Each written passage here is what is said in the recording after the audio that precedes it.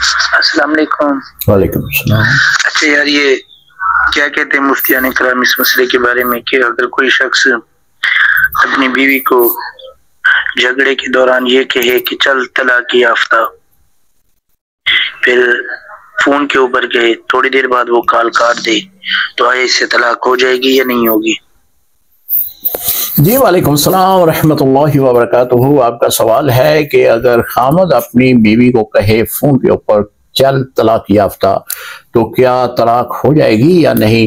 جی خامد نے اگر طلاق دے کر یہ الفاظ بولے ہیں کہ تو طلاق یافتہ ہے تو پھر تو طلاق ہو جائے گی، کیونکہ خامد کے جو الفاظ ہیں طلاق کے وہ اس پر لاگو ہو چکے ہیں، جس کی بنا پہ اسے کہہ رہا ہے کہ طلاق یافتہ۔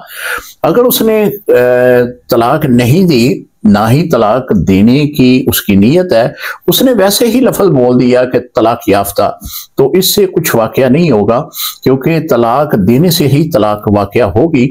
اگر اس نے طلاق دے کر یہ الفاظ بولے ہیں تو پھر طلاق دیکھی جائے گی، 1 دی ہیں، 2 دی ہیں، 3 دی ہیں، جیسے تعداد میں اس کی طلاق ہوئی ہے اسی کا حکم اس پر لاگو آئے گا۔